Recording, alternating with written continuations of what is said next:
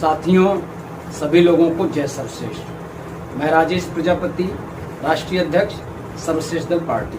साथियों, अभी पिछले कुछ दिनों में हमने जो वीडियो डाले थे ओम प्रकाश राजभर जी के और लेकर के, तो हमारे एक साथी हैं, उन्होंने हमको मैसेज किया कि सुना है राजभर जी को सामंतवादी लोगों ने घेर लिया है मारने के लिए, इस पर समाज क्या कहेगा कि उनको मारना चाहिए कि उनका साथ देना चाहिए। तो साथियों, वो हमारे पार्टी के प्रशंसक हैं, तो उन्होंने मैसेज किया, भाई इसका उत्तर देना बहुत ज़रूरी है। साथियों, आपने सुना होगा हमारे देश में तमाम महान पुरुष हुए, दार्शनिक हुए, उसमें भगवान बुद्ध थे जिन्हें गौतम बुद्ध कहा जाता है। तो भगवान बुद्ध ने एक बात कही थी कि वीणा के तार को इतना मत खींचिए, इतना मत टाइट कर दीजिए कि वो बजाया जाए तो टूट जाए। जितना सुर आपको चाहिए बढ़िया, उतने उसको टाइट रखिए। तो एक तो ये बात भगवान बुद्ध ने कही थी। दूसरे नंबर पे हमारे एक कबीर साहब थे, जो कि उनके दोहे बहुत प्रसिद्ध हैं। उन्होंने भी एक बात कही थी, अति का भला न बोलना, अति की भली न चूप, और अति का भला न बरसना, अति की भली न धूप। तो अब दोनों को आप देखिए, तार को इतना मत टाइट कर दीजिए कि उसमें से सुर ही न निकले, वो टूट जाए तार। और कबीर साहब ने कहा कि भाई इतना अधिक अत मत करिए किसी भी तरह, न ऊपर न नीचे, न दाएं न बाएं। तो आदमी को एक अपने व्यक्तित्व की एक पैमाना रखना चाहिए, एक मर्यादा रखनी चाहिए, क्योंकि व्यक्तित्व ही उभरेगा तो आपको चमकाएगा। और आप अगर बड़बोलापन दिखाएंगे, ऐठनपन दिखाएंगे, अहंकार दिखाएंगे, घमंड दिखाएंगे, गरूरवान दिखाएंगे, और आप ये जताएंगे कि हमसे बड़ा कोई नहीं, तो भैया पृथ्वी तो वीरों से खाली नहीं है।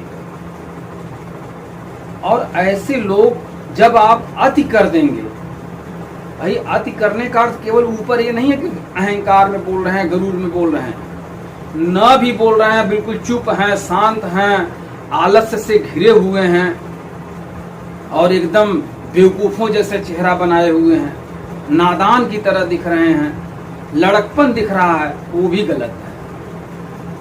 तो कहने का मतलब बीच का जो रास्ता है, मनुष्य को उस पर चलना चाहिए, अति किसी भी तरफ नहीं करना चाहिए। आप अगर ज्यादा बोलेंगे तब भी उसकी सजा मुकर्रर है, अगर आप कम बोलेंगे तब भी उसकी सजा मुकर्रर है। अब आपको लग रहा होगा सजा कौन सी है भैया? अगर कम बोलेंगे तो कुछ भी नहीं बन पाएंगे, और ज्यादा बोलेंगे तो ये जो मस्तिष्क है लोगों का, समाज में जो मस्तिष्क है, जो जनता है, जिसके पास एक दिमाग है, ईश्वर ने मस्तिष्क दिया हुआ है, उसमें एक तरंग जाने की एक रास्ता बना हुआ है कि आपकी फ्रीक्वेंसी कितनी होनी चाहिए कि आपकी बात उनके मस्तिष्क में पहुंच जाए।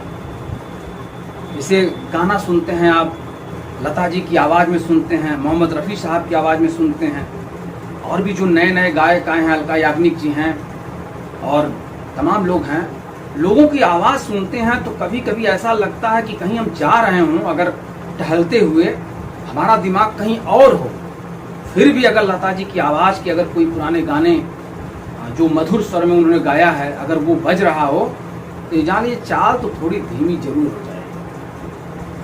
साथियों, ये जो सुर किशोर जी, रफ़ी साहब जो निकालते थे, जो लता जी निकालती थी, तो ये जान लीजिए एक अच्छा व्यक्तित्व अगर नहीं होगा तो कंठ भी साथ नहीं देता। उन लोगों के इतने अच्छे व्यक्तित्व थे, उन लोगों को ईश्वर ने ये वरदान दिया, समझ लीजिए कि आपका सुर इतना बढ़िया होगा क्योंकि आप अंदर से अच्छी हैं। उसी तरह से क्रिकेट की दुनिया में भी देख लीजिए, एक मोहम्मद अजहरुद्दीन पर फिल्म बनी थी, उसमें वो कलाकार ने खिलाड़ी का, अजहरुद्दीन का किरदार निभाया हुआ है। वो क्रिकेट खेलने के दौरान में अपने बचपन में दोस्तों में झगड़ा कर लेता था, तो उसके दादाजी देख रहे थे और दादाजी कुलभूषण खरबंदा जी रोल किए हैं, तो वो आए बच्चे को समझाए, कहें तुम मुंह से बोलेंगा तो कुछ लोग सुनेंगे। ये भाषा है उस फिल्म की जिस भाषा में मैं आपको प्रेजेंट कर रहा हूँ साथियों। तो उन्होंने कहा कि अगर तुम मुंह से बोलोगे, झगड़ा करोगे, इन्हें गाली दोगे, तो ये केवल यही सुनेगा, और सुनेगा भी तो उसको तकलीफ भी होगी, तुम्हारे लिए बद्दुआ देगा, तुम्हें गाली देगा, अंदर अंदर कूढ़ेगा। और अगर तुम्हारा ये बल्ला बोलेगा ना, तो दुनिया को सुनना पड़ेगा। सोचिए आप कितनी बड़ी बात कही उन्होंने, कि मुंह से मत बोलो, अपनी कला से बोलो, अपने स्वर से बोलो, और जितना की आवश्यकता हो उतने बोलो। उसकी फ्रीक्वेंसी इतना मत टाइट कर दो कि यार लोगों के मस्तिष्क पे लगे कि लठ बज रहा है, ऐसे ऐसे नगाड़ा। आपकी आवाज की इतनी फ्रीक्वेंसी होनी चाहिए कि कान के रास्ते वो जब सुने तो कान को भी अच्छा लगे, और तब मस्तिष्क उसको एब्जॉर्ब करेगा। मैं किसी की यहाँ तारीफ करने के लिए वीडियो नहीं बना रहा हूँ साथियों, लेकिन हम अपने बचपन में एक हमारे टीचर थे, उन्होंने विवेकानंद की कहानी सुनाई थी कि जब विश्व धर्म सम्मेलन हुआ था तो विवेकानंद जी वहां पहुंचे थे, और तमाम देश के लोगों ने अपने अपने धर्म के बारे में बहुत अच्छा डींग फटिंग मारा, भाई कि मेरा धर्म बहुत ऊंचा है। जब विवेकानंद की बारी आती थी, संचालन करता बोलता था कि अब हिंदुस्तान से आए हुए स्वामी विवेकानंद जी अपनी स्पीच देंगे, तो विवेकानंद जी अपनी जगह से खड़े होते थे और बोलते थे कि अभी नहीं। 2-3 बार संचालनकर्ता ने उनको आवाज दी, और वो बार बार यही बोलते थे अपने स्थान से खड़े होकर कि अभी नहीं। संचालनकर्ता को बड़ी गुस्सा आ गई कि अरे कौन सा आदमी है आया है हिंदुस्तान से, एक गरीब देश से। भाई सोने की चिड़िया जहां भारत को कहा जाता था, वहीं पे गरीब देश भी कहा जाता था। दोनों बातें आप समझिए, देखिए कितनी विरोधाभासी बातें हैं। तो विवेकानंद एक गरीब देश से आने के बाद जहां नकारात्मक बोलने वाले होते हैं, वो वही नकारात्मक जो आपके बारे में कही जाती है वो बातें उठाते हैं। ये थोड़ी कहता हो कि सोने की चिड़िया वाला जो भारत देश है वहां से आया है, और गरूर इतना है कि जितनी बार मैं बुला रहा हूँ उतनी बार मेरा अपमान कर रहा है। तो उसको गुस्सा आ गई, फिर उसने उनका नाम लेना ही बंद कर दिया। तमाम देश के लोगों को उसने बुलाया, लोगों ने अपना अपना स्पीच दिया धर्म के बारे में। अंत में जब सबकी बारी खत्म हो गई, विवेकानंद स्वयं अपने स्थान से उठे। वो जान गए थे कि संचालनकर्ता हमसे रुष्ट है, और वे खुद आए, और जो स्पीच उन्होंने दिया, क्या वो आज के युग में जो ये नेता लोग जिस तरह की भाषा बोलते हैं, मैं जब बोलने लगता हूँ तो पूरा सदन हिलता है, हम अकेले भारी हैं, क्या इस तरह की भाषा बोल करके वो ख्याति पाए हैं? साथियों सोचिए कि जब उन्होंने पहला शब्द बोला था, हमारे एक मित्र हैं जावेद अंसारी जी, वे रफ़ी साहब के बारे में बताते थे कि रफ़ी साहब ने पहली बार सऊदी में उन्होंने अजान के लिए गुहार किया, वहाँ के जो करता धरता थे, तो उन्होंने भी मना कर दिया एक बार। तो किसी तरह से मान लीजिए किसी ने कहा कि भाई इनकी आवाज़ बहुत अच्छी है, ये हिंदुस्तान में गायक के तौर पे जाने जाते हैं, तो मौका मिला उनको। और जो अजान पढ़ी रफ़ी साहब ने, गजब की आवाज़ की थी उनकी। जब गूंजने लगा उनकी आवाज़ तो लोग ठहर गए। तो कहने का मतलब यहाँ साथियों ये है कि स्वर ऐसा होना चाहिए, लोगों को अच्छा भले न लगे लेकिन बुरा बिल्कुल नहीं लगे।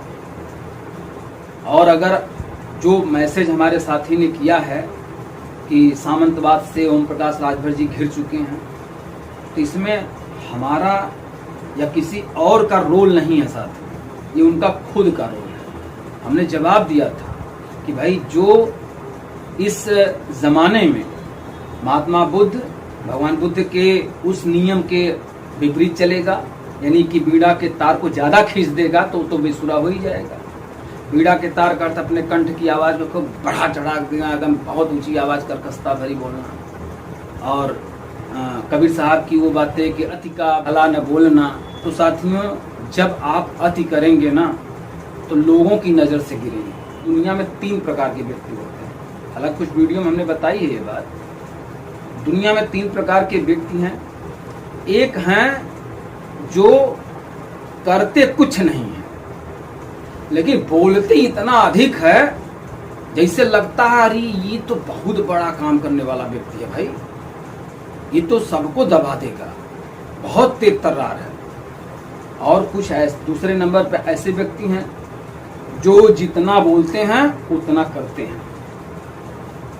और तीसरे नंबर पे वो व्यक्ति हैं कि वे कर तो देते हैं, यानी जितना उनको करना है उतना वो कर देंगे, लेकिन वाणी से वो कहेंगे नहीं।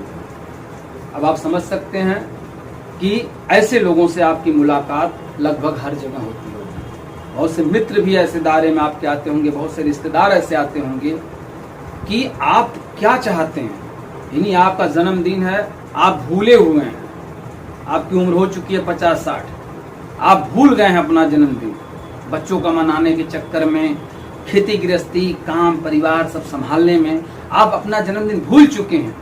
लेकिन वो रिश्तेदार, वो मित्र एक तोहफा लेकर के पहुंच जाता है दरवाजे पर और कहता है हैप्पी बर्थडे टू यू। तो साथियों, ऐसे भी लोग हैं जो आपका हर चीज ख्याल करते हैं। तो मेरा कहना जो है साथियों कि जो जस कर्म करेगा वैसा फल उसको मिलेगा। चाहे वो माननीय ओम प्रकाश राजभर जी हों, चाहे वो अखिलेश यादव जी हों, चाहे वो राहुल गांधी जी हो, चाहे मोदी जी हो, चाहे योगी जी हों, यहाँ किसी का सितारा हमेशा के लिए बुलंद नहीं रहने वाला है साथियों। और जो बीच के लेवल में बोलेगा, जो बेड़ा के तार को बहुत ज्यादा टाइट नहीं करेगा, जो अति नहीं करेगा, ये जमाना उसका है साथियों। हम 1986 में जो राजीव गांधी जी भाषण अपना देते थे, सुना है हमने यूट्यूब पे भी, आप भी देख लीजिएगा, बोलने की शैली बहुत अच्छी थी।